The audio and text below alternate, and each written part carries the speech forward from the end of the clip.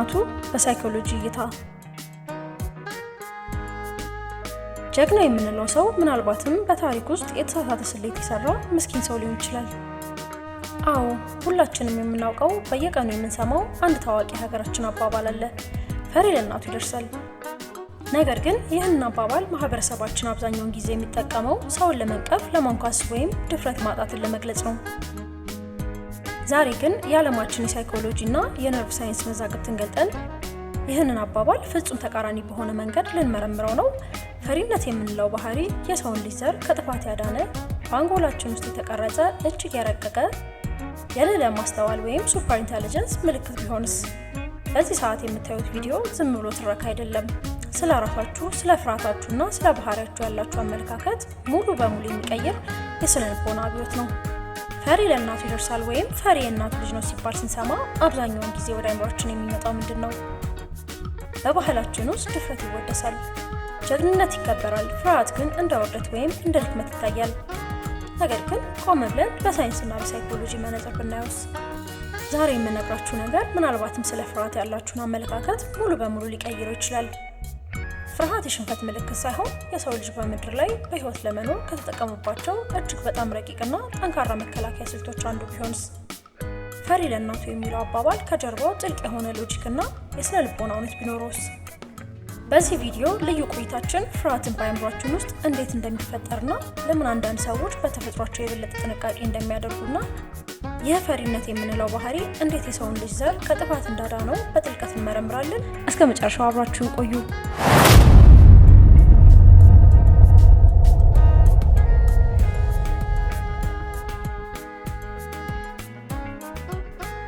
ክፍል ፍርሃት ምንድነው? The Anatomy of Fear። ለመሆኑ ፍርሃት በሳይኮሎጂ እና በነርቭ ሳይንስ ወይም ኒውሮሳይንስ እይታ ምንድነው? ፍርሃት ዝም ብሎ የሚመጣ ስሜት አይደለም። እሱ በአእምሯችን ውስጥ የሚገኝ የደህንነት ሲስተም አላርም ነው። በአንጎላችን ውስጥ አሚግዳላ የምትባል ትንሽ የአልመንድ ቅርጽ ያላት ክፍል አለች። ይህቺ ክፍል ልክ እንደ 24 ሰዓት የደህንነት ጠባቂ ናት። በዙሪያችን አደጋ መኖሩን ስታስብ ወዲያውኑ ወደ መላው አካላችን የአደጋ ጊዜ ጥሪን ታስተላልፋለች። ይህ ጥሪ ሲተላለፍ ሰውነታችን ፋይት ኦር ፍላይት፣ መጋፈጥ ወይም መሸሽ ወደሚባለው ዝግጁነት ይገባል። ልባችን በፍጥነት ይመታል። ደም ወደ ጡንቻችን በፍጥነት እንዲደርስ አተነፋፈሳችን ይፈጥናል። ተጨማሪ ኦክስጅን ለማግኘት አይናችን ይሰፋል።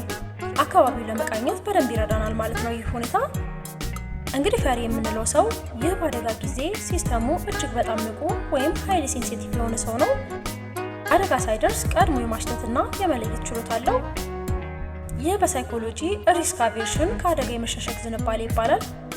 ይህ ሰው ከአደጋ ቀድሞ ስለሚሸሽ ወይንም ጥንቃቄ ስለሚያደርግ በህይወት የመኖር እድሉ ሰፊ ነው ማለቱ ነው። አደጋን የመለየት ችሎታው እናቱን ከሀዘን ያድናታል። ክፍል 2 የዝግመተ ለውጥ ሳይኮሎጂ እና የፈሪነት ጥቅም ኢቮሉሽነሪ ሳይኮሎጂ። ወደ ኋላ ወደ ሰው ጥንታዊ ታሪክ እንመለስ። በሺዎች ከሚቆጠሩ ዓመታት በፊት አባቶቻችን በጫካ ውስጥ ከዱር አራዊት ጋር ይኖሩ በነበረበት ዘመን ሁለት አይነት ሰዎች ነበሩ እንበል። የመጀመሪያው አይነት ሰው እጅግ በጣም ደፋር፣ ምንም የማይፈራ፣ በጫካና በቁጥቋጦ ውስጥ ሲንቀሳቀስ የሚያስፈራ ድምጽ እንኳን ሲሰማ ምንም አይደል ብሎ በጥሻ ውስጥ ዘሎ የሚገባ።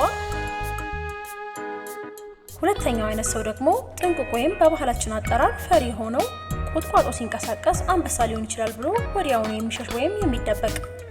ታዲያ በረጅም ጊዜ ሂደት ውስጥ በህይወት የመትረፍና ዘርን የመተካት እድል ከፍተኛ የነበረው የትኛው ነው? ሳይኮሎጂ የሚነግረን እውነታ ቢኖር ያ ጥንቁቅ ወይም ፈሪ ሰው በህይወት የመኖር እድሉ ከፍተኛ ነበረ። ምክንያቱም ያ ደፋር ሰውዬ በአንድ ወቅት በቁጥቋጦ ውስጥ ያለው አንበሳ ሆኖ አግኝቶ ሊበላው ይችላል። ጥንቁቁ ወይም ፈሪው ሰው ግን 10 ጊዜ ተሳስቶ ቁጥቋጦ በነፋስ የተንቀጠቀጠ ቢሆን እንኳን በ11ኛው እውነተኛ አደጋ ሲመጣ በህይወት ይተርፋል። ስለዚህ ዛሬ በሰውነታችን ውስጥ ያለው የፍርሃት ሆርሞንና ጥንቃቄ የእነዚያ በህይወት የተረፉ ጥንቁቅ ወይም ፈሪ አባቶቻችን ስጦታ ነው። ፈሪ መሆን ማለት በተወሰነ መልኩ በህይወት ለመኖር መምረጥ ማለት ነው። ክፍል 3 የባህሪ ስነ ልቦና ቢሄቪየራል ሳይኮሎጂ፣ ጥንቃቄ ወይስ ፍርሃት? በዘመናዊ ዓለም ውስጥ ፈሪ ለእናቱ ይደርሳል የሚለው ብሂል እንዴት ይገለጻል? ዛሬ በምንኖርበት ዓለም ላይ ከአንበሳ ወይም ከነብር አንሸሽም። ነገር ግን የፍርሃትና የጥንቃቄ ባህሪያችንን በሌላ መልኩ እንገልጻለን። በሳይኮሎጂ ውስጥ ሎስ ኦፍ አቨርሽን ወይም ኪሳራን የመጥላት ስነ ልቦና የሚባል ጽንሰ ሀሳብ አለ። ሰዎች ትርፍ ከማግኘታቸው ይልቅ ያላቸውን ነገር ላለማጣት የበለጠ ይጨነቃሉ። እስኪ በጥንቃቄና በፈሪነት መካከል ያለውን ልዩነት እንይ። ስልታዊ ጥንቃቄ ወይም ስትራቴጂክ ካውሽን። ይህ ሰው አደጋን ይስላል። ለምሳሌ በንግድ ስራ ውስጥ ሙሉ ገንዘቡን በአንድ ጊዜ ኢንቨስት አያደርግም። ፈሪ ሊባል ይችላል፣ ነገር ግን ቤተሰቡን ከውድመት ያድናል። ማህበራዊ ጥንቃቄ ወይም ሶሻል ኢንተለጀንስ። አላስፈላጊ ጭቅጭቆችና ግጭቶች ውስጥ የማይገባ ሰው በብዙዎች ዘንድ ፈሪ ሊባል ይችላል። ነገር ግን ከሳይኮሎጂ አንጻር ይህ ሰው ስሜቱን የመቆጣጠር ወይም ኢሞሽናል ኢንተለጀንስ ከፍተኛ ብቃት አለው። አላስፈላጊ ዋጋን ከመክፈል ይልቅ ሰላምን ይመርጣል። ፈሪ ለእናቱ ሲባል ጀግንነት የሚመስሉ ነገሮች ግን መጨረሻቸው ውድመት ሆኖ ድርጊቶችን ቀድሞ የሚያስወግድ ለነገ የሚኖር ማስተዋል ያለው ሰው ማለትም ጭምር ነው። ክፍል 4 የፍርሃት ማህበራዊና ስነ ልቦናዊ ሚዛን ዘ ሻዶ ሳይድ። እስካሁን የፍርሃትንና የጥንቃቄ ጠቃሚ ጎኖችን አየን። ነገር ግን እያንዳንዱ ሳንቲም ሁለት ገጽታ አለው።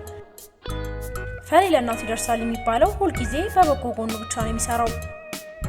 እዚህ ጋር ነው ሚዛኑ የሚያስፈልገው። ፍርሃት ተፈጥሯዊና ጠቃሚ ቢሆንም ልኩን ሲያልፍ ግን ሰውን ሽባ ያደርገዋል። በሳይኮሎጂ አንዛይቲ ጭንቀት ወይም ፎቢያ የምንለው ደረጃ ላይ ሲደርስ ፍርሃት ከአደጋ መጠበቂያነቱ አልፎ የእስር ቤት በር ይሆናል። አንድ ሰው እናቱ ዘንድ ለመድረስ ብቻ ሙሉ አቅሙ ሳይጠቀም ቢቀር፣ ህልሙን ለመከተል ቢፈራ፣ አዳዲስ እድሎችን ለመሞከር ቢሸሽ፣ ያኔ ፍርሃት ህይወቱን እያበላሸበት ነው ማለት ነው። እውነተኛ ድፍረት ወይም ካሬጅ ማለት ፍርሃት አልባ መሆን አይደለም። ፍርሃት የሌለ ሰው ሳይኮፓ ወይም የአንጎል ክፍሉ የተጎዳ ሰው ሊሆን ይችላል። እውነተኛ ድፍረት ማለት ፍርሃት እያለህም እየተንቀጠቀጥክም ቢሆን ማድረግ ያለብን ትክክለኛ ነገር ማድረግ መቻል ነው። ስለዚህ ፈሪ ለእናቱ እንዲደርስ፣ ነገር ግን የፍርሃቱ እስረኛ እንዳይሆን ጥንቃቄ ማድረግ አለበት። ውድ ተከታታዮቼ ዛሬ ፈሪ ለእናቱ የሚለውን የቆየ ሀገራችንን አባባል በሳይኮሎጂ መነጽር በጥልቀት ተመልክተናል። አሁን ተረድታችሁኛል ብዬ አስባለሁ። ፍርሃት ድክመት አይደለም። ፍርሃት የሰው ልጅ በምድር ላይ እንዲቆይ ያደረገው አእምሯችን እኛን ለመጠበቅ የፈጠረው ድንቅ መሳሪያ ነው። በጥንቃቄ መኖር፣ አላስፈላጊ ግጭቶችን ማስወገድ፣ የነገ ህይወትን አስቦ ዛሬን በትህትና ማለፍ የፈሪነት ሳይሆን የብልህነት ምልክት ነው።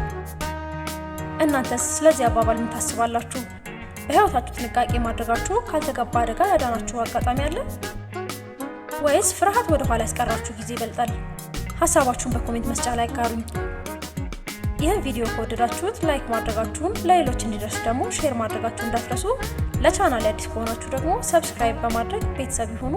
የደወል ምልክቷን በመጫን ሁልጊዜ የምለቃችሁን ጠቃሚ ስነ ልቦናና አስተማሪ ታሪኮች ቀድሞ እንዲደርሷችሁ አድርጉ።